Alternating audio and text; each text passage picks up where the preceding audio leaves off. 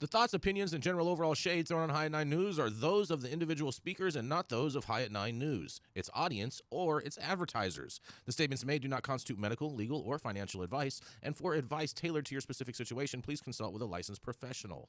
Welcome to the High at 9 News Hour, where you will hear from cannabis industry experts and professionals from around the country talk about important topics while shining light on global issues and discussing cannabis as it relates to politics, regulation and reform, data and technology, science, research and medicine, family and parenting, art, celebrities and entertainment, fitness, sports, mental health and wellness, and plant-based medicines and entheogenics. Together, we are building a stronger community, fighting the stigma and creating change. With your hosts, Jason Beck and Rico Lamitte, joined by special industry expert correspondents from around the country, and daily antics brought to you by Cannabis.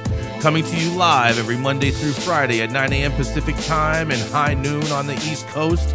And thank you all for getting high at 9 with us.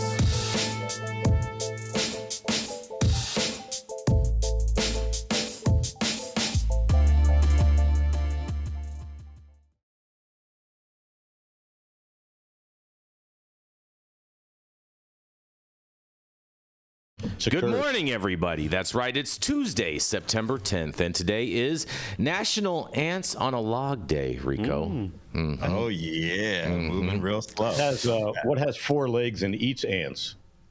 An anteater. Oh, two uncles. Oh, man. That's a good dad joke right there. Yes. Speaking of dad jokes, it's also National TV Dinner Day. Dang. Hungry man. Okay. Mm-hmm. Yeah, shout out to preservatives. Mm-hmm. And it is also sodium, right? It's also National Swap Ideas Day, you guys. Oh. Swapping ideas. Hey. Not swabbing. Swap those ants. Not swabbing, but swapping. Oh, that's one thing to swap. Easy, Rico. Anyways, thank you all for joining us and getting high at 9 with us. It's also high noon on the East Coast. And please remember to like, share, and subscribe to us on all social media platforms. You can look up above or down below to see exactly where we live on the internet. And we are live every Monday through Friday on YouTube, Rumble, Twitch, Twitter, Instagram, Facebook, and on our very own website at www.highat9news.com. So welcome to anyone joining us from any one of those platforms. And kicking it off today, that's right, we have the dope dad himself, Mr. Rico Lamitte, the Quasimodo caretaker, the man who's rocking the professional dad hat today because he is a dope dad after all. That's right, isn't another than Rico Lamitte. Thank you, Jason. It's a beautiful day. Do you have dope in your hat? Tuesday. Do you have dope in your hat since it's a dad hat? The top of my hat is top of my head is gone right there. What's going on here? It's your last haircut, maybe. No, but speaking of me dadding, and shout out to all the dope dads, marijuana mamas out there, the pothead parents, because we got some surprising new data from a major study documenting drug use over the last 10 years of expanded access to cannabis. Shows American adults are doing more dope today than ever before, but the kids are not. Can I get a round of applause for that, please? Yeah. You're gonna have to hold on a second. Adam's doing something else there. There we go. So my question to you all is cannabis actually saving the children?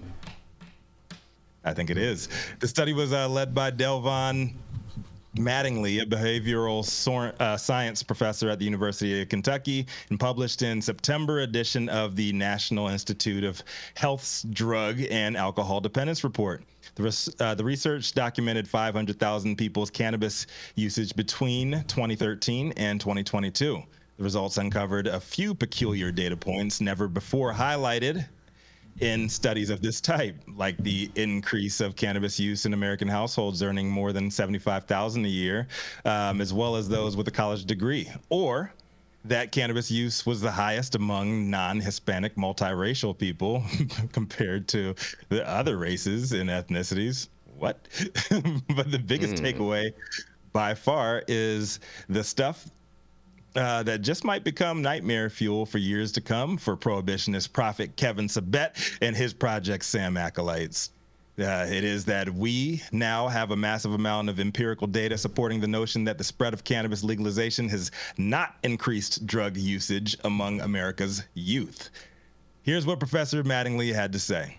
We used data from the National Survey on Drug Use and Health and really just estimated the prevalence of use. We also examined trends in current cannabis use, which was defined as any use in the past 30 days, as well as prevalence patterns and trends in use by age, gender, race, and ethnicity, educational attainment, and total annual family income. The Guardian's Hannah Harris Green reported that Mattingly said that he was surprised to learn that teen cannabis use had remained stagnant during that period. He had expected to see an increase. Still, he said that this data might not tell us the entire story. The study looked at youth from ages 12 to 17 as one category, partly because more specific data could violate the confidentiality of minors. If we were able to disaggregate the data a little more and look at the changes between like middle to high school youth, for example, we may see an increase. Sounds like the good professor showing a bit of prohibitionist bias here, but I digress. Because Hannah Green went on to write about the recent CDC data finding that cannabis use has decreased among high schoolers from 23% using it in 2013 to 17% in 2023. She also noted the possibility that state-level legalization has curtailed teen cannabis use because recreational dispensaries are strictly forbidden from selling to anyone under 21 and are often required to scan IDs and make sure that they are authentic, unlike many bars and liquor stores. Jordan Gett, a postdoctoral fellow at Rutgers Center of Alcohol and Substance Use Studies, said that there could be other factors at play. For example, the pandemic influenced substance use trends. We saw a sharp decline in cannabis use among teens during the pandemic, likely due to several factors such as less time with peers and increased time with parental supervision. And teenagers seem to be using fewer illicit substances in general. For example, alcohol use and vaping have both decreased among 8th through 12th graders since 2020. So I don't think that this decrease in cannabis prevalence among teens is specifically due to cannabis legalization, but is rather more reflective of a broader trend in post-pandemic substance use, end quote. While teens might be abstaining more, the study's numbers on income and educational attainment show that people with higher socioeconomic status are now more likely to use cannabis. Use among people in higher income households and those with college degrees have more than doubled. Only about 4% of people with a college degree used cannabis in 2013, while nearly 13% did in 2022. Among people in households earning $75,000 or more, 6% used cannabis in 2013, while 13% did in 2022. Gett says that this is probably because legalization has also changed how people perceive the plant. Now that cannabis is legalized product in many states, we see celebrities and professional athletes endorse cannabis products, she said. Dispensaries popping up in expensive neighborhoods or near college campuses might also attract people from high-income demographics. Mattingly says that the increased access to medical cannabis might also explain some of the change because higher income is correlated to access to health care. And in states that have legalized medical cannabis use, he added, you may see oftentimes that especially older adults may be using cannabis to combat pain. Another finding that stood out to Mattingly was that cannabis use was highest among non-Hispanic multiracial people compared to other races and ethnicities. Looking at you, mixed folks out there. Over 25% of people in this category, which is rarely highlighted in scientific research, because who the fuck asked that, use cannabis in 2022. I believe that the population density of multiracial folk in the U.S. is increasing, so naturally, as we conduct more observational research over time, we're going to see more representation of a multiracial group, he said. These folks need to be included in more research. In the past, you don't see it as often because everybody's fucking mixed, dude. So, well, but there you have it, guys. You said right? It. You said it. We're soundbiting that. Didn't say it. More American adults are using drugs because the world sucks and they have to deal with it. Kids, on the other hand, the kids are all right. I'm Rico Lamitte, the dopest dad on the street for High at 9 News. What do you guys think? Yay, mixed kids. Oh, right? Boy. Cannabis saves the kids. I see the headline now. cannabis, saving the kids. Never seen anybody categorized as non-Hispanic, multiracial. I'm still waiting for a box on all of these federal documents to say I'm, Middle Eastern and not a Pacific Asian islander. Hold on, you'd be non-Hispanic. You qualify under the non-Hispanic. Yeah, what is that though? That's crazy. Yeah, right. Come on. I mean, when we go out of the country, multiracial, biracial, other. I mean, I'm other on all that. Multi. And I check all the boxes that apply. No, this is how bad it is. The government, when I went to college, I applied for a student loan program through FAFSA, and they told me I was a Caucasian minority, and I didn't deserve any money from the government. What? What does that mean? they know you're rich. Sounds about right to me. Right. They Just followed the money. too white. A little too white. It's either you're white, you're black, or you are a illegal. That's what it means. It's crazy. I'd rather be Hispanic, I think. You think? Well, I mean, in all fairness, Saman, when we do go out of the country in other states, you do tell people that you're from Ecuador. Well, that's for political reasons only. Just saying. Yeah, okay, Saman. But what do y'all think about the data, though? I think this is a great sign. They surveyed over 500,000 people. There's a massive amount of data collected over the last 10 years, and I think there's a big middle finger, big fuck you to Kevin Sabet, it is. Project Sam, and anybody else saying we got to save the kids, we must protect. I know. Well, the children. Actually, I'm sure Project Are Sam saving the kids. I'm sure Project Sam is already working on a counter study to this to disprove this study, because that is what they do best. But I think to say is it was George Soros funded, right? I think what a lot of this is actually doing, this as far as a normalization of cannabis, is just making it not as cool for kids to want to do. Yeah. If their parents are doing it, they don't want to do it. Exactly. That's right. Yeah. That's what I'm saying. That's what I'm saying. But I mean, even back then, their parents were doing it, but it was more taboo. Now it's kind of like more like having a Now beer it's like, kind of thing. your mama ate a gummy and she thinks she's cool. I definitely don't want any gummy. Yeah, exactly. Exactly. Well, but the truth is, as they mentioned in the article, dispensaries are strict. How many minors have you sold weed to, Jason? How many minors? 0. I've never sold weed to a minor. Exactly. That's what I'm saying. It's too risky. You never sold weed to well, maybe when I was a minor. Maybe when I was a minor. Yeah, as a dispensary owner. As a dispensary owner, no, I never have. No. Oh, except for hold on. Now, I actually have when it was on behest selling it to their parents to treat sick children. I have done that 100%. So you have sold. That doesn't count, Jason. That's to a patient. I'm just saying. I get it. I'm just saying that's the only instance. That patient was a minor.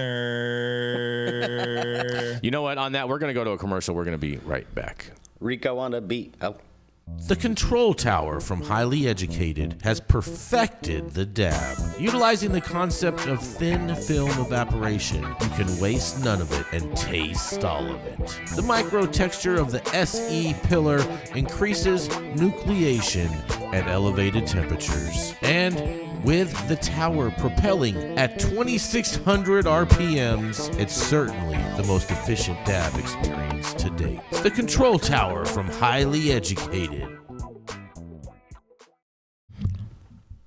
Up next is the High at 9 News head honcho, known for smoking the best weed in the world, the highest Republican in every room, and it is the man who is on the edge of his seat, waiting for. I can't wait for what's tonight. Going down tonight. I can't wait for tonight. I'm so excited for tonight.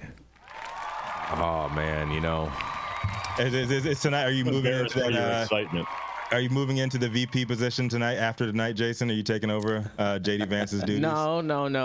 But you know what? I did have some conversations last night with some Trump officials last night. So we had a really good conversation overall. So I'm really looking forward to tonight. Your stance on women with cats. Oh, was this conversation? I thought all women had cats. Was it on Telegram? Is it going to be all over? No, ew. If they don't have children. I thought all women had cats. Just saying, but whatever. Easy. Well, not anymore. It's 2024, Jason. Yeah, you guys are losing women. I thought those ones don't identify as women. Yeah, just go ahead and lose more people. There you go. Whatever, you guys. But I'll tell you what. You know what? That's enough gaslighting, you guys, because this whole story is a whole big arson fire full of gaslighting, you guys. Because the Harris campaign, that's right, she calls Trump marijuana post blatant pandering. You guys, can you believe this? We need to end on this. Yeah, can believe it. Yes, Yes, we can. Oh, man. All of us. Vice President Harris' campaign called a social media post from former President and future President Donald Trump about Florida's marijuana legalization ballot measure blatant pandering on Monday. In a post on True Social late Sunday night, Trump said he will vote yes on Amendment 3, which would legalize marijuana in the Sunshine State. In a quote, "As I have previously stated, I believe it is time to end needless arrests and incarcerations of adults for small amounts of marijuana for personal use," the former president wrote. In an additional quote, "We must also implement smart regulations while providing access for adults to safe, tested product." Joseph Costello, a spokesperson for Harris's campaign, said in a statement on Monday that Trump's position on the measure didn't match up with his record, you guys. In a quote, he says, "Despite his blatant pandering, Donald Trump cannot paper over his extensive record of dragging marijuana reform backwards," Costello said. As President Trump cracked down on nonviolent marijuana offenses, I don't know when that happened, but undermining state legalization laws, opposed safe banking legislation, that's not true either, and even tried to remove protections for medical marijuana, he added. The Cole memo never did anything anyway, but whatever. He says, "Donald Trump did not actually believe in marijuana reform, but the American people are smart enough to see through his campaign lies," he says. Trump, in his Sunday post, said he would continue working on marijuana reform if he returns to the White House. And said, in a quote, "As president, we will continue to focus on research to unlock the medical uses of marijuana to a Schedule III drug and work with Congress to pass common sense laws, including safe banking for state-authorized companies and supporting states' rights to pass marijuana laws, like in Florida, that work so well for their citizens," he wrote. Earlier this year, the Biden administration announced it started on the formal rulemaking process to reschedule marijuana from a Schedule I to a Schedule III designation, you guys. And in a quote, "This is monumental. Today, my administration took a major step to reclassify marijuana from a Schedule I drug to a Schedule III drug. It's an important move toward reversing longstanding inequities," President Biden said in a statement on the social platform X at the time. However, Biden has come up short of his 2020 campaign promise to decriminalize marijuana at the federal level. Trump had previously indicated he might support the measure to legalize adult use marijuana, and in a quote, "In Florida, like so many other states that have already given their approval, personal amounts of marijuana will be legalized for adults with Amendment 3, Trump said in a post on Truth Social late last month. "Whether people like it or not, this will happen through the approval of the voters, so it should be done correctly," he said. Residents' questions continue. Oh, wait, slow down. We're going to pause right there. Yeah, that's this story, you guys. And man, that was a whole bunch of gaslighting. Trump did not enforce anything on cannabis, so that's totally untrue that the Biden spokesperson or Kamala's spokesperson mentioned. And so this is just a whole bunch of gaslighting, and the fact that they're trying to say this is just crazy, because he actually even called for the passage of safe banking. He said, "Get a bill to my desk," and he was referring to safe banking. So this is all total BS, but I can't wait to hear what you guys have to say, especially you, Todd, because I know you're going to be a big hater today. Oh, boy. Look, I'm all for marijuana reform. So whoever does it, I'm all for it. But Trump's going to do it. It sounds like Trump has a new speechwriter, because he gave him all the right talking points for marijuana legalization, right? We've been working on this with him. Yeah. So he still says in Florida, we have to figure a way to keep the smoke out of the air so it doesn't smell up the neighborhoods. I think that's just pandering to the base. That's just pandering to the base. It's not realistic. Ron DeSantis talking points is why he doesn't like marijuana. So Trump has taken on the Ron DeSantis role. But look, I think if he does it, great. But yes, he is pandering to whoever it is that will listen to try to get a few marijuana votes. He does have a new speechwriter. Steve Bannon is locked up. Stop it. Exactly. Stop it. That's right. I mean, that's right. I think Trump, though, with him coming out and saying that he's going to vote yes on Amendment 3, just so there was no confusion for everyone that already was confused about that. Yeah, but he's a Florida resident. He's voting on a Florida law. Yeah. But what I'm saying, do anything else. Slow down, Todd, because what I'm saying is that I think that he may push it over the top to where it might actually pass. because it has to pass by 60%, and it's been polling at around 55 to 57 around. So it would not have met the threshold. But I'm willing to bet that an endorsement from Trump like this could push it over the top. If that's what happens, I'm all for it. The sad part is an endorsement from Trump pushes it over the edge, right? Like he just made it up yesterday, and now suddenly, Trump says it's okay, so I'm going to go vote for it.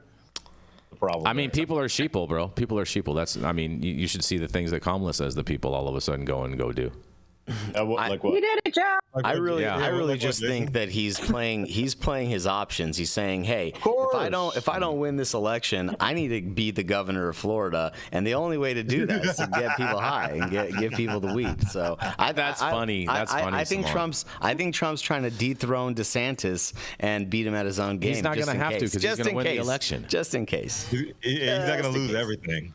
I think Saman touches on some really good points. There's some he did political too. calculus here. For starters, if Measure 3 passes and Trump never came out in favor of it, and it looks like it's close or about to, yep, that's true. He doesn't get the optics of saying, I'm for the people of the state I live in. So I think that, he probably measured the weather, said the wind is blowing in this direction. That's where I want to be. You're saying you can't blame a politician for being a weather vane. Now, you did talk about him signing a bill if it reaches his desk. I do believe the bill that reached his desk was a pretty hefty judgment for civil damages, so he could probably sign that bill. Hold on, Yarrow. No. During his tenure, during the first 2 years, we were working with Cory Gardner's office to get safe banking. He was the lead Republican on that, and we put out messaging to Trump, and Trump came out and spoke to the public and said, as far as on the cannabis issue, get something to my desk. Later that ended up passing. It ended up passing in the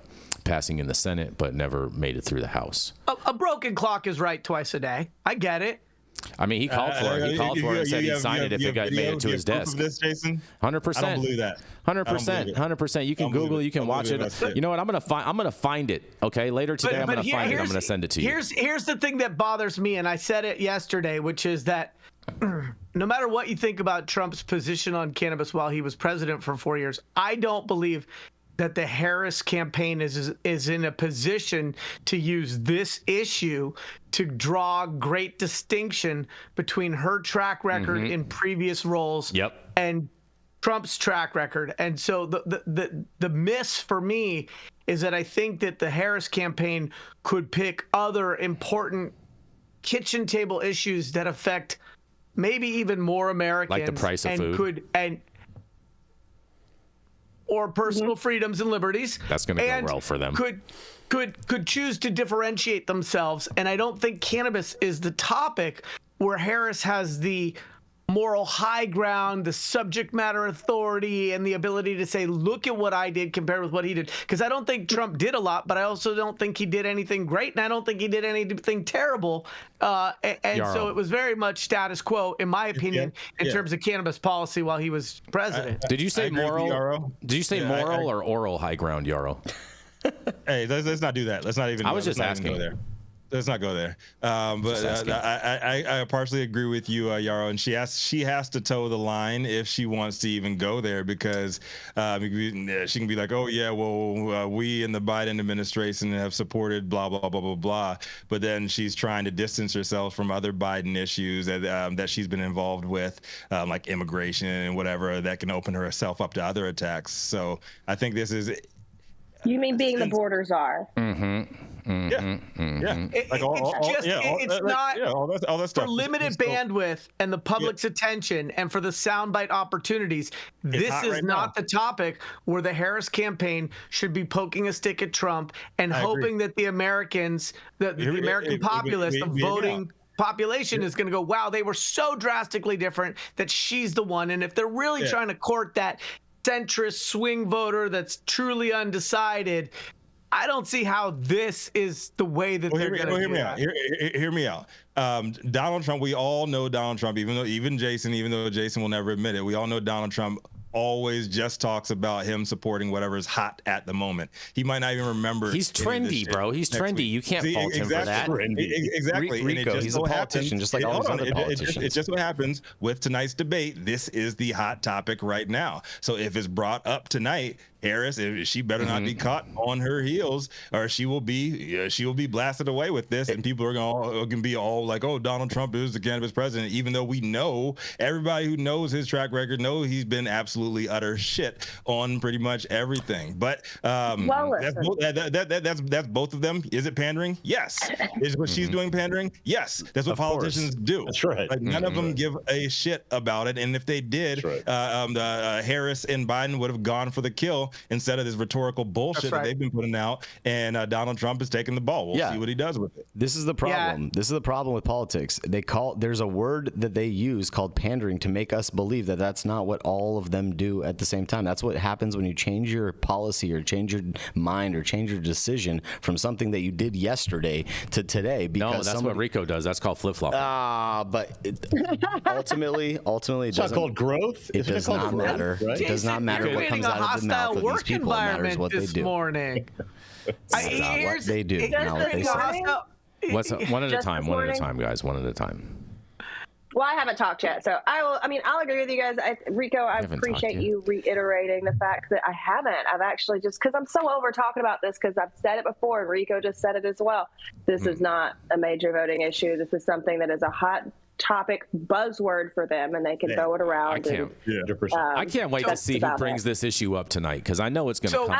I've got my popcorn ready. I'm ready to see. I can't wait. I'll have to come up with the interviewer. If he brings it up, he is going to eviscerate her, because he is really good. He is really good at insulting people. I don't know that that's presidential. Hold on, but it does make for good debate footage. Hold on, Yarrow. He has Tulsi Gabbard. Eviscerator, because he can't stay on topic. If he can stay on topic and not go and talk about the chocolate cake at Far-Lago, then he can do it. But one thing, Jason, the thing that I don't understand Tulsi Gabbard is coaching him. So Tulsi Gabbard annihilated her in the Democratic debate on this issue. You guys are playing that shit up like it was more than one soundbite. Like it was like probably 50 sound bites. She crushed her. It was a great soundbite. Y'all keep on bringing that shit up like it was like it was history, bro. History. Like you bring up real history. Summer of 2024. Not even Rico, I thought you were in the middle. Rico's not in the middle. I'm actually a little bit to the left of Jason right now. Rico just wants to destroy everybody. Rico just wants to destroy everybody. I just wanted to know where you were, Rico. No, he's on the side of logic and reason. Hey, I'm outside on Pennsylvania Avenue watching these insurrectionists do their damn thing once again. That's where I'm doing. I'm inside the Trump International Hotel watching them all. I'm revving up the crowd and watching them destroy each other. That's what I don't know, Rico. You might not want to be there, because if your cell phone pings, you're going to jail probably. Yeah, don't have your phone, Rico. I'll be watching I ain't going inside that motherfucker. I'm gonna let y'all do y'all thing. It don't matter. You'll be in the area. If you're in the area, you're gonna get caught in that net. No, I don't. So I don't know who Harris. You had a hat on. I don't know who Harris's primary strategists are, but I think that if there was a do-over, the do-over on the topic of cannabis as they saber rattle against each other would be actually quite different than what it is. Instead of her accusing him of flip-flopping and changing his position, Harris would come out and acknowledge that she is changing her position, that she's evolving over time, that that's the indication of an open mind and a keen intellect, and that over time she has tacted more towards where American people already are, which is this belief that that prohibition was just a waste of time and money, and she would have enrolled people by dropping the mask and being a little bit more authentic about, like, look, here's where I was, here's where I'm at, here's where I'm heading, and showing a sort of a trajectory of heading towards something that she could stand for. To argue against the other side and to not really talk about oneself, she's just adopting the Republican playbook of offense instead of uplifting and inspiring leadership, and I don't think it plays. I don't think it works for her. I don't think it's going to get her any votes. All right. Well, hold on, guys. Hold on. We got to keep this train rolling right now. We could stay here talking about this all night, all the way up to the debate, but we're going to keep this train rolling all the way right to Las Vegas, Nevada, where the golden voice himself, Mr. Todd Denkin, he's the founder of DigiPath Labs, as well as the Smuggleverse, where you can buy all of your digital dank. That's right, and probably have no digital consumption lounge to smoke it in because he's in Nevada. But nonetheless, it is none other than Todd Denkin. Hey, we do have lounges here now. You have a digital consumption We lounge? don't have digital. Exactly. So where are you supposed to smoke your digital dank at? In the metaverse, right? yeah. If you can get there. That's what I'm saying. You got to make a consumption lounge over there. In the gigabit blunt. Yeah. Good idea. Just don't have some on-roll it. Oh, yeah, we'd be here for weeks. Literally weeks. It'll be like the little pinwheel just spinning around, right? Yeah, that's right. That's right, exactly. Spinning wheel of blunts. That's right. Right. So, the Cherokee tribe launches recreational marijuana sales, draws large crowds, and cannabis sales and use remain illegal off tribal lands in North Carolina. Eastern Band of Cherokee Indians started selling recreational marijuana to all adults 21 and over on Saturday, marking a milestone for cannabis commerce in North Carolina. The drug is still otherwise illegal. Great Smoky Cannabis Company, located on the tribe's 57,000-acre Qualla boundary, opened its doors on September 7th to hundreds of eager customers. This is amazing to see so many people here. James Bradley, who's the Koala Enterprise production manager, told the Charlotte Observer. By noon, dozens of cars were backed up onto US 19 trying to enter the dispensary parking lot, Charlotte Observer reported. Dispensary security told the outlet the first customer had arrived at 1 a.m. that morning. Koala Enterprises, LLC, the tribal cannabis subsidiary, released figures last year that showed the dispensary could generate nearly $385 million in gross sale revenues in the first year of adult sales, with the potential for that to rise to $843 million by year 5. That's compared to $200 million if it were just limited to medical patients only, according to an AP analysis of the report. Move to recreational sales comes after the dispensary began serving medical marijuana patients in April, according to Al Jazeera.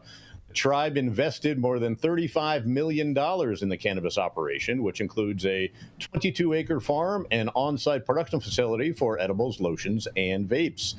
Venture already created 100 new jobs by June, with expectations to reach 500 as operations expand later in the year. We're not asking permission from the state. We're telling them, Parker told the news at the time, speaking to the tribe's stance on sovereignty. The expansion, sovereignty, right?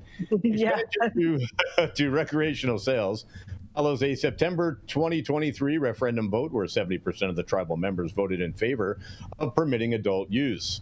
While the venture has faced opposition from North Carolina officials, including sitting U.S. senators and representatives, the tribe proceeded with its plans, asserting its right to self-govern. Tribal and local U.S. law enforcement officials have consistently warned that while sales are legal on tribal land, possession remains illegal in North Carolina. Customers risk legal consequences if caught with cannabis products off the Koala boundary. As the first legal recreational retailer in a wide swath of the Southeast, dispensary's success could have broader implications for cannabis policy in the region. It offers a model for organized pathway, according to Mary Jane Oatman, who leads the Indigenous Cannabis Industry Association. Dispensary offers both in-store and drive-through purchases with more than 300 products available. Now, some quick history of cannabis on reservations. Back in 2014, the Justice Department announced policy to allow recognized Native American tribes to legalize cannabis on their reservations, including states where cannabis remains illegal. In 2015, the Flandreau Sante Sioux tribe in South Dakota voted to legalize recreational cannabis on its reservation. The Squaxin Island tribe in 2015 in the Puget Sound area legalized and opened the United States' first tribal retail cannabis sales shop on their trust lands. The Suquamish tribe followed later in the same year. In 2015, the Pinolville Pomo Nation in California announced a plan to grow cannabis and sell it to California dispensaries. And in 2017, right here in Nevada, Senate Bill 375 was approved and allowed for the development of marijuana operations to take place throughout the state. The bill also allowed federal laws that limit tribal and congressional commerce talks be bypassed by the governor's office. June 2nd, 2017, the bill was signed into law, and on July 18th, a compact was agreed upon the state, and the tribe was allowed to open a 15 1,500 square foot dispensary called Nuwu, and it was also the home of the very first consumption lounge in Nevada. In 2016, the Puyallup tribe made legal arrangements with the state of Washington to grow its own medical cannabis. In 2021, the Eastern Band of Cherokee Indians in North Carolina legalized the possession of up to 1 ounce of cannabis with tribal council votes. Now, in 2023, the Eastern Band of Cherokee Indians approved a voter referendum directing the tribal council to legalize recreational sales.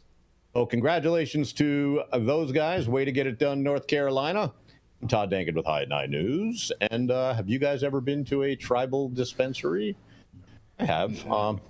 They're very well run, in my opinion. North Carolina. Shout out North Carolina. Congratulations to this tribe, too. They are providing.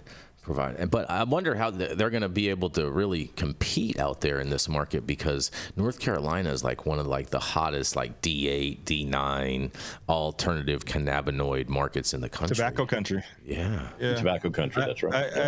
I'm very nervous about this shit, man, because you are poking the bear. You're poking the bear that is the biggest gang in America, which is police, which is the police. Mm-hmm. And I don't know, man. I got bad vibes about this. I think a lot of people are going to get popped unnecessarily. I think you're right. I think you're right about that. I think they are going to be waiting for people on state property once you exit the reservation to see what people have in their things, and be able to use the fact that they're leaving the reservation as probable cause to search them. I think we are definitely going to see some cases like that. But we will cover them too. We will cover them too if we find them. Or if you guys send them to us.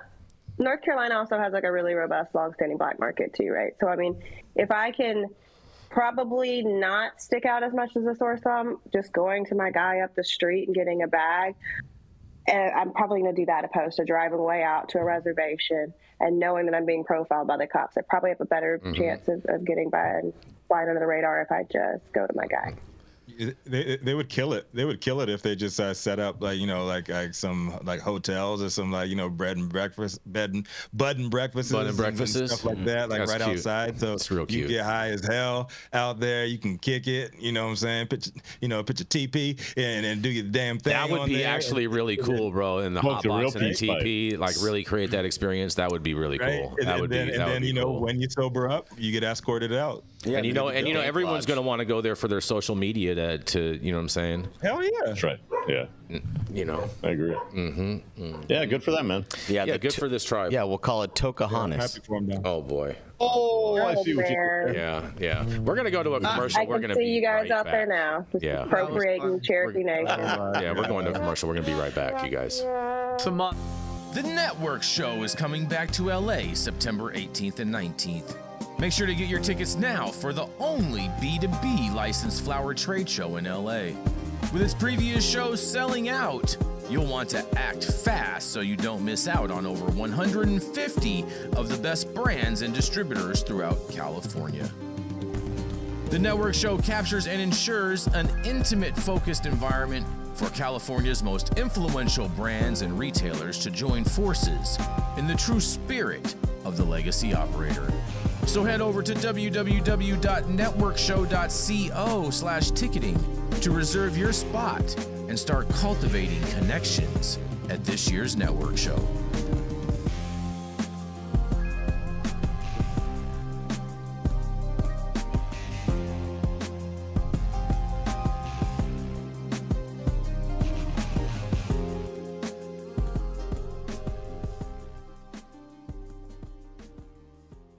All right, stop whatever you're doing. Make sure that you hit that like button. I know we'll appreciate it, you'll appreciate it, and YouTube will appreciate it. Also, make sure you subscribe to the channel if you have not subscribed already. And all of the articles that we cover on today's show will be up on our website in probably about an hour or two. I just ordered the summertime strawberry salad when added steak on top here at Anna's. Make sure you do the same thing too next time you're in downtown Long Beach. Come on down and check out Anna's joint on the 400 block of Pine Street. They have amazing selection of beers, foods, and when you come down here to Anna's, you can even challenge me to a game of shuffleboard if you want to lose.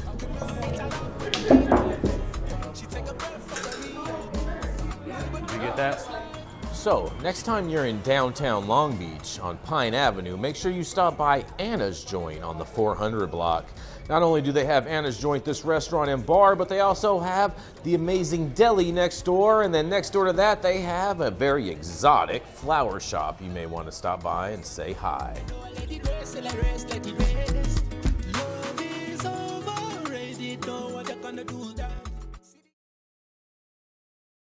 Speaking of skin dogs, we're all back. We are back. Up next is the very melanated and opinionated conservative pro-cannabis voice of the people coming to the stage. She's not hard to find because she's always behind Kind Cannabis Consulting, and she always gives the final word when it comes to justice served in the 501c3 fashion. Come to the stage next to break us off with the beginning of half number 2 of today's show. Jenny Beth Dills, y'all. Jenny Beth Dills. Yeah, thanks, Rico. I appreciate it. That was nice. All right. I'm very excited to talk about Massachusetts. We know that they've been fucking up royally. Well, here comes a little bit of accountability, just a little bit, we hope. Shannon O'Brien, the chair of the Massachusetts Cannabis Control Commission, has been removed from her position amid allegations of inappropriate conduct, including making racially, ethnically, and culturally insensitive statements. State Treasurer Deb Goldberg confirmed the dismissal, after an extensive review process that included over 20 hours of meetings and the examination of numerous documents and testimonies. Goldberg expressed regret over the decision, but emphasized the need for professionalism within the commission, stating that O'Brien's behavior did not align with the agency's standards. O'Brien has denied the allegations and criticized the termination process through her lawyer, Max Stern, who claimed there was no justification for her removal and accused Goldberg of denying O'Brien a fair public hearing. Stern likened the situation to secret trials seen in autocratic regimes. The legal dispute is expected to escalate as O'Brien's team is considering further actions in the court. Previously, O'Brien has been suspended last September due to allegations of misconduct related to former executive director Sean Collins, which she also denied. The ongoing controversies have destabilized the leadership of the Cannabis Control Commission. In the meantime, Ava Callender, Conception, and Debbie Hilton Creek are serving in interim managerial roles while the search for a permanent leader continues. The Massachusetts legislature is set to hold hearings this fall to address the commission's administrative challenges. And I just tripped all over this story because I'm so excited to comment on it, you guys. Racially, ethnically, and culturally insensitive statements, yet Ms. Goldberg said that she doesn't want to dismiss her, but is going to do so anyway.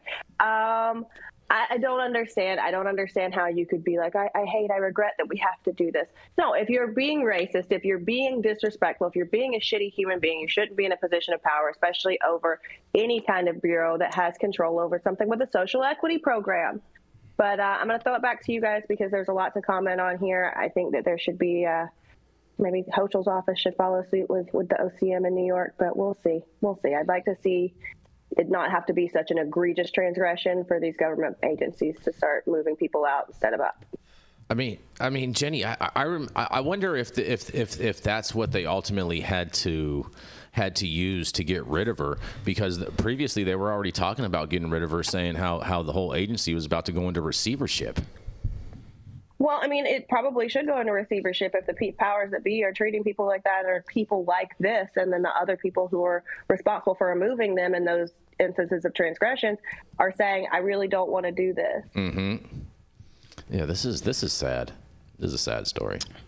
I think Massachusetts has gone through a couple of the directors of the CCC, right? So it's like, this isn't the first time. It's I think it's about vetting the proper people with the right attitudes, with the right philosophies to bring in to run these, these governing bodies of a new burgeoning industry in a place like Mass. I mean, it's been years. It's been, I think it's been since 2017 that Massachusetts has been online with cannabis, like, sales. And is it sad though?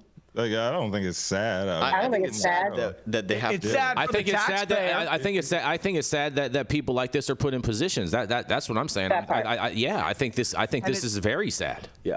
And it's not just what Saman said about the right attitude; it's also the right aptitude. And so we've seen this particular regulatory body not be able to get out of its own way, not be transparent, not be able to even get so much as an org chart out of the printer. Mm-hmm. And so they have been incompetent. And so these issues around sensitivities, which it both can be cut and dry as well as subjective, feels more like icing on the cake than the real reason why this person is being exited stage left. The challenge I have is how long it took to get to this, because we've covered this quite a bit over a long period of time, and they don't seem to be moving quick enough to have a regime change to get breath of fresh air and new blood at the top of this department.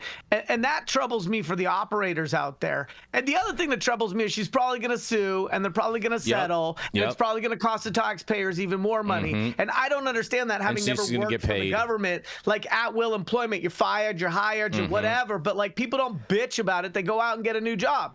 Yarrow.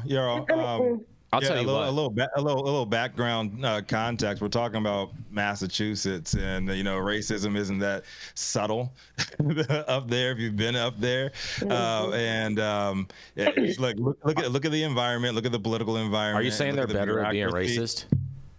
No, I'm just saying that a lot of people. They're blatant. They're very blatant. A lot of people. It's in their blood. It doesn't matter if you're a Democrat or a Republican. If you made it to a certain level within politics, chances are people have a ton of racist shit that they can find on you and will unearth for you. Just so happens that this lady was calling in the year of 2023 was calling Asian people yellow. Wow. so it's not that hard to point her out and say, get this lady out of here. The problem is the bureaucracy and all these other people getting paid, and it's going to cost them that. But this is the same state that when social equity first came out in the state, that they tried to say that number one, you had to have 2 drivers for delivery services. Number 2, if you're going to have a social equity business, it was a delivery service that was tethered to a brick and mortar that was owned by white shops, and you had to pay them, I think it was like 30% right off the bat. So this is the environment that we're talking about here. So that they set the stage like that from the beginning, and people of color and or people that are deserving of social equity applications and licenses, they had a bad deal from the jump. I'm not surprised at any of this shit, and it just is what it is. That's Massachusetts. Sorry. It is. I feel you. No, it's true. And I mean, they probably couldn't get to the org chart or any of the policies they were supposed to work on or finding their job opportunities because they're too busy playing grab ass and making racist jokes in the office. It sounds like a complete shit show, and they need to just go ahead and annihilate the entire department. I actually co-signed receivership, and it is awful. I've been through one, so is Jason. It sucks. It's not a good time. But in this instance, I think a third party needs to come in and I would just love to see a government agency. I would just love to see a government agency in receivership. Just that would be just ultimately so humorous for me. That would be hilarious. That would be so good. But shout out to Jason. You letting your anarchist libertarian colors show. I didn't even think a government agency could go into receivership. So now I want to see what would happen with it, just to watch. But nonetheless. So I will just tell you that the California prison system was under receivership for quite a bit, and so we think about the worst penal systems as some chain gang breaking rocks in the deep south, and actually California has the distinct pleasure of having had its prison system under federal receivership back in 2006. Interesting. Works perfectly. Yeah. Shout out to Ben LeBone. Shout out to Ben LeBone with a big old super chat who says, "Deschedule or bust." Deschedule or do nothing, you guys. Yes, thank you so much, Ben. We appreciate that very, very much. It looks like I'm gonna get some wagyu today, and on that we're gonna go to a commercial and we're gonna be right back. Oh man, that was weird. Hey, you America. Do I look like Sean Connery?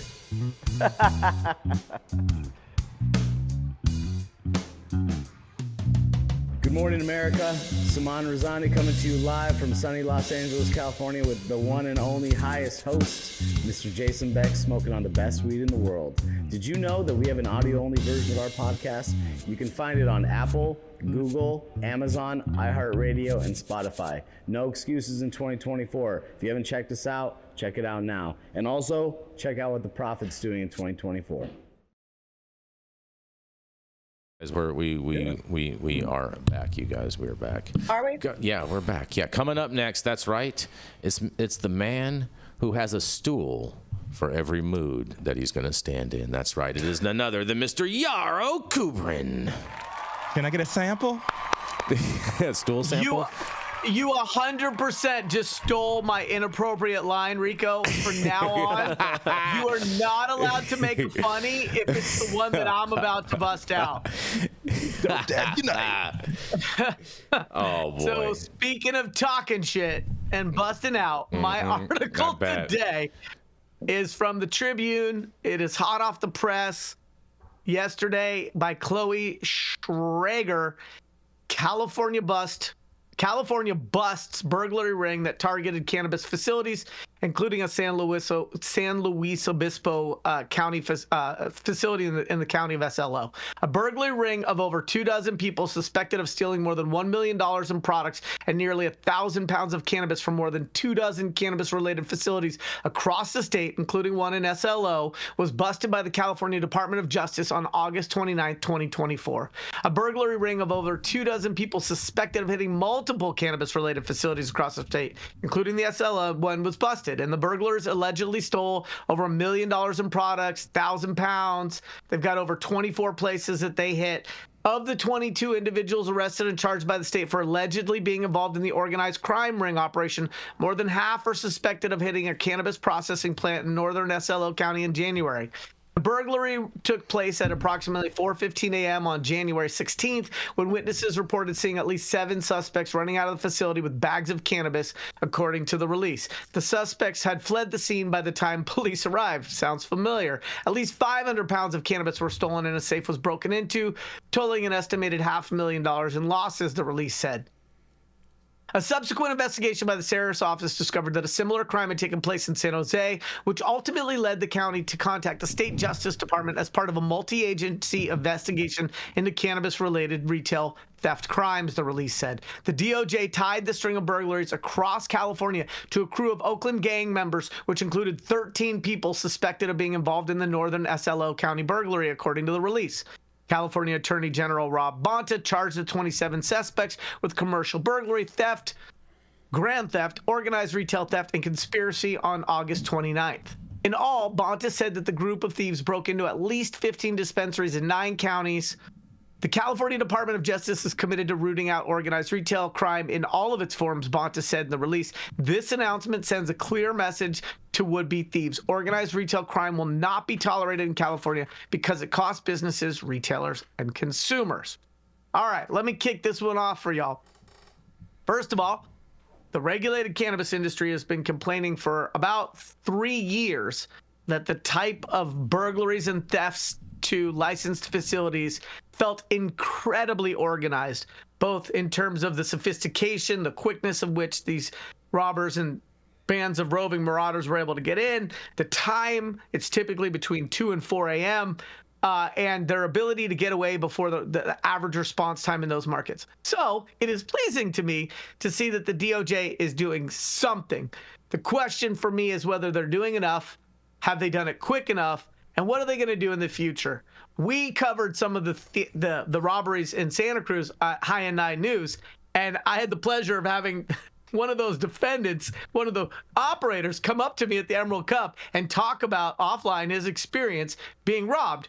My concern is I don't think Rob Bonta has it right when he says that this is going to send a message. I think the message that it sends is 3 years later, we'll bust somebody, and the cost of that bust, the cost to those defendants, is likely less than the total haul they've already received and hasn't been recovered. So I think this is a step in the right direction, but I think it's a tiptoe, not a boot stomp.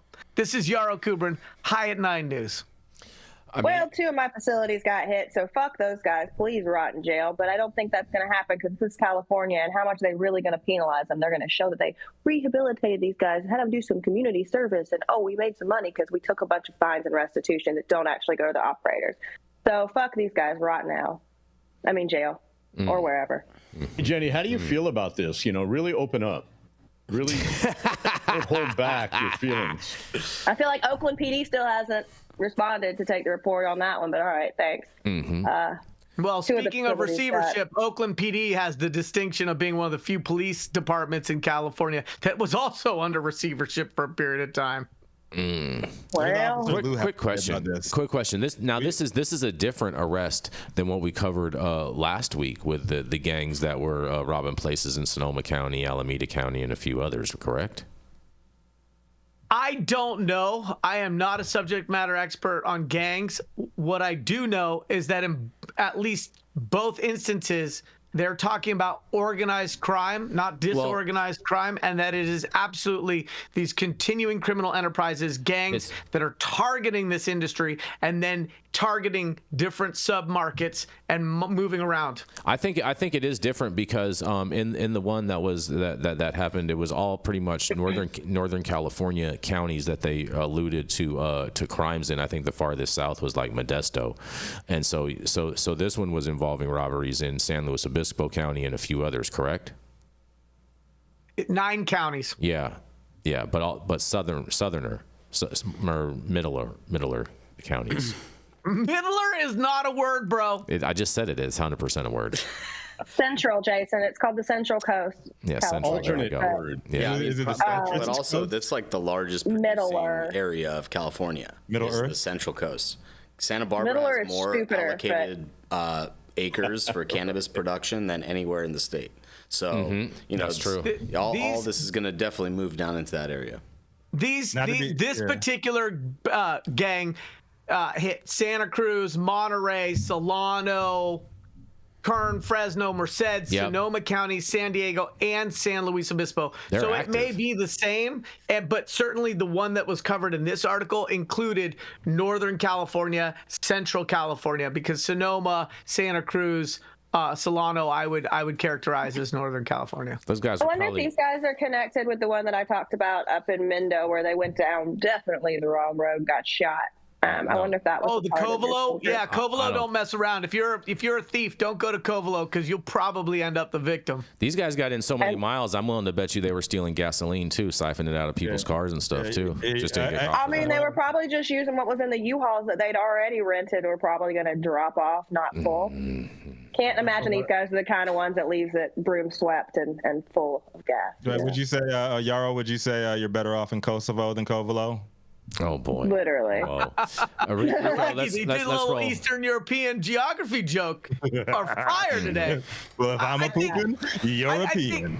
I think that, with the onerous taxes and some of the other massively obvious pain points of being a regulated operator, that this industry deserves to be treated like the jewelry industry, where the preciousness 100%. Of inventory, the ease with which these things can be sold on the secondary market.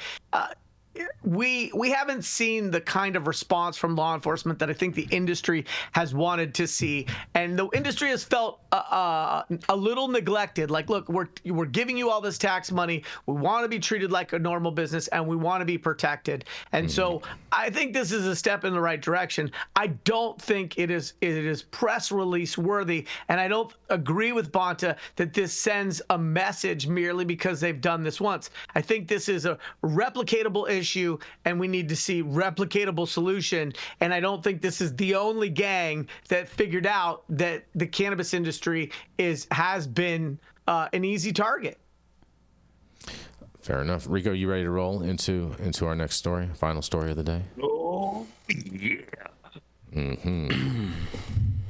He's an award-winning solvent extraction pioneer, forever a student of the game, here to hit us with a little truth believer truth, dropping a little talk about it Tuesday knowledge. Y'all know who he is. I don't know if he's in Colorado, if he's in Texas, or if he's in the studio with you, Jason. I don't believe nothing I see on TV no more. Oh, coming to the stage next is another one of us dope dads, Saman Razani.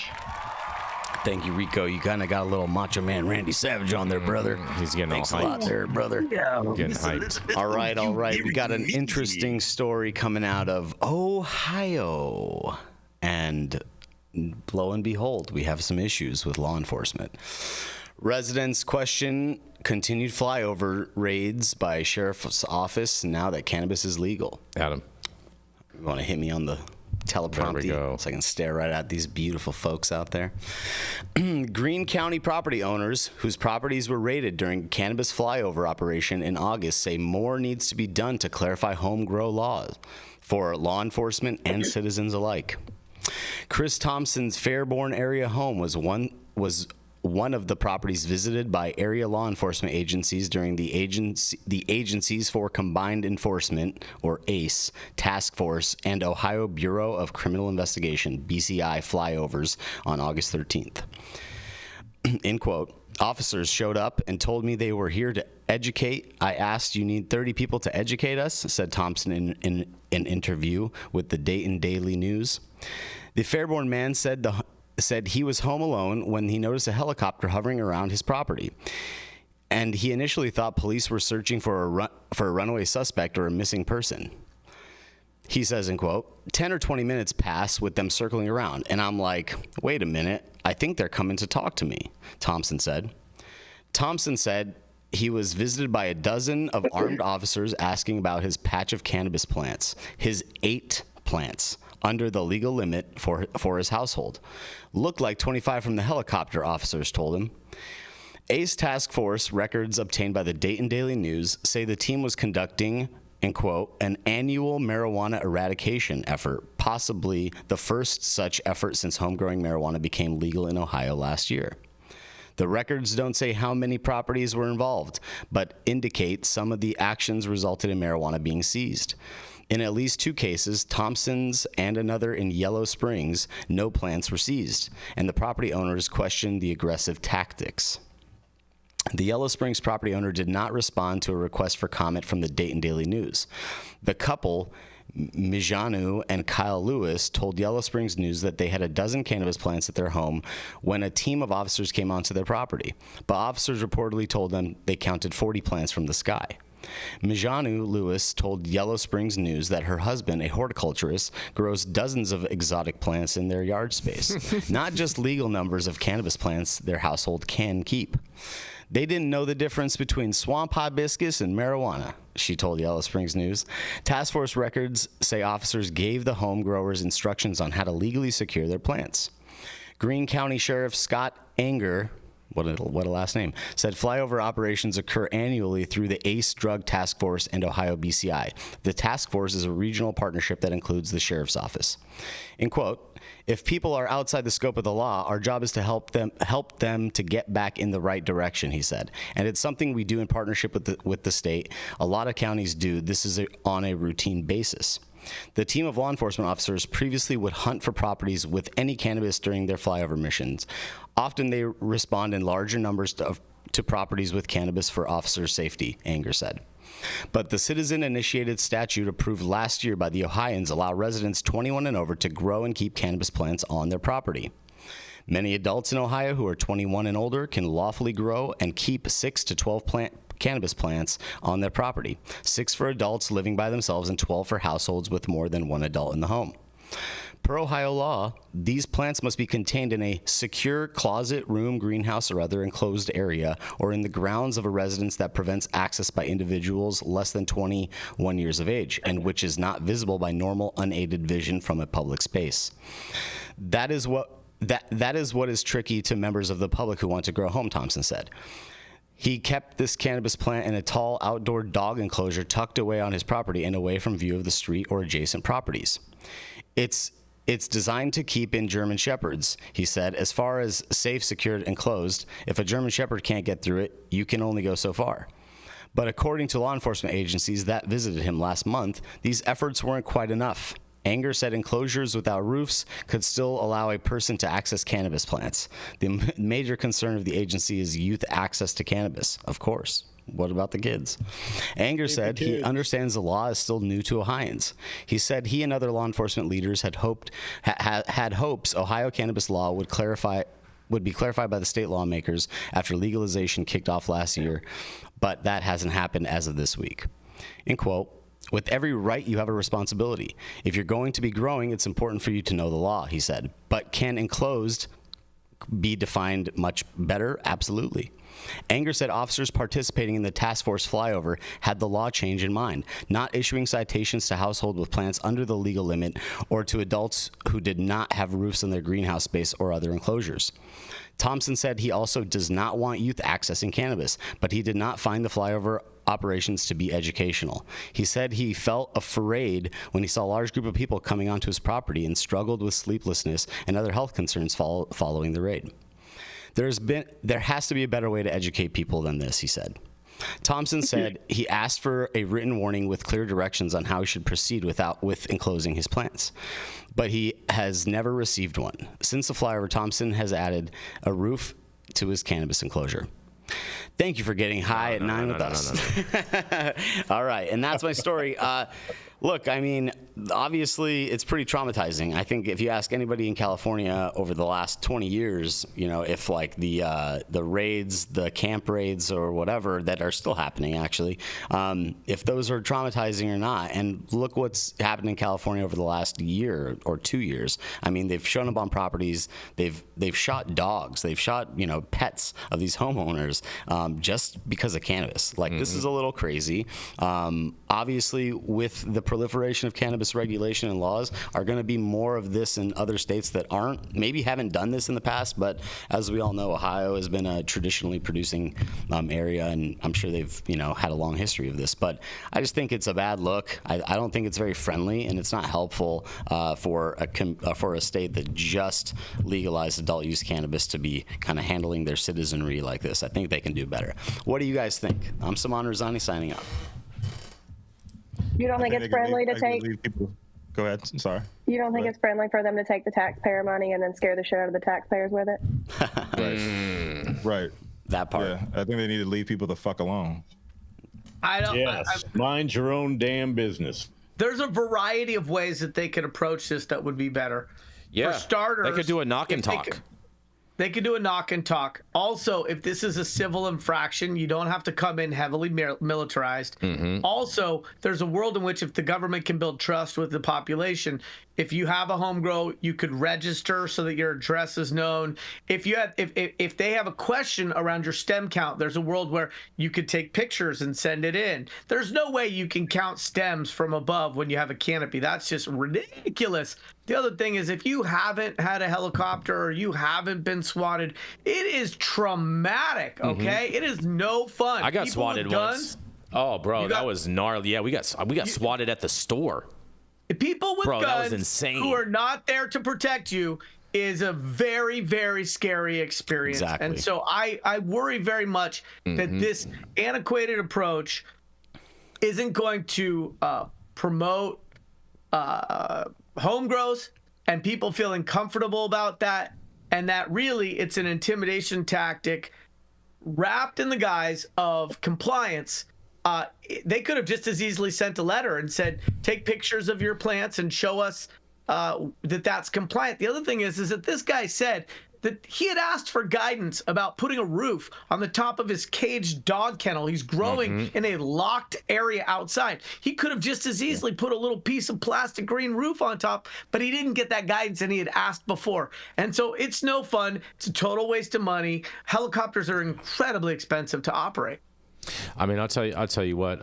I feel like law enforcement shouldn't be the ones that respond to these types of inferences. Like, if they want to do flyovers or whatnot, but someone like from the Department of Agriculture should just be walking over there to have a conversation and do an inspection, or someone from their office cannabis management, not necessarily the actual cops with guns and whatnot. They need to. Right. If the cops need to come, they can come later. You can call them if you get there and there's 10 pit bulls, 85 AKs, and a pound of cocaine, then cool. Yep. Call them when you get there and figure that out. Yep. But like over some plants, this is ridiculous and this is scary. And these guys sound like, you know, they make a roof for the dog enclosure. And I think, Yarrow, you said you kennel your child sometimes. I think the German Shepherd case is going to keep the kids out. So I mean, it's fine. No, I mean, but also really it's just kind of it's like ridiculous. You know, it's you're gonna like enforce these laws from a helicopter where this guy's property obviously, you know, is larger, and he's doing his best to keep it away from public view. I mean, you're asking the guy to literally put a roof over his cannabis plant, which needs light. So you're telling him, hey, incur more costs, put up a light in here so you can actually grow your weed, instead of just saying, hey, yeah, like, you're on your property, I can't see from the street. Yes, we saw it from above, but we're flying in a freaking helicopter. Like, you know, it's just you gotta save the kids. You know what my favorite kids climbing in. Yep. I mean, listen, we put some very not so friendly dogs outside of the cultivations in some of the places since the police don't respond when we're broken into. But the cages have these very simple, like it's called a latch. Chain link. No, thanks, Jason. That's not what it's called. It's a chain link fence portion that just is designed to be the roof on it. So you don't really have to sacrifice the natural sunlight if you don't want to. It's a very cheap solution. And they could have just sent this guy an email that said, here's the answer to your question. Sounds like that's what with an Amazon link. You know what's my favorite part? My favorite part about this whole story, you guys, was how the I think it was the wife that made the statement of saying we have lots of plants. We grow a lot of different exotic plants. Yeah. I was just like I mean, I didn't know there was a swamp hibiscus. I didn't know it looked just like cannabis, but that's genius. I like this. that was so good. For mushroom cultivation. They all got chlorophyll. Yeah, that was my favorite part of the whole article right there. Yeah, But I love that. I hope Ohio gets it together, but you know, They won't. you know who we can blame for this, right, Rico? Harris. Nope, Nick Lachey. Nick Lachey. It's all Nick Lachey's It's always fault. Nick Lachey's fault when it comes to Ohio. A weak ass tribal tattoo on his biceps and shit. You know what I'm saying? Like, fuck out of here, bro. Exactly. I'd rather blame Nick Bradley. I don't even. Who's Lachey? You don't know who Nick Lachey is? Are you serious?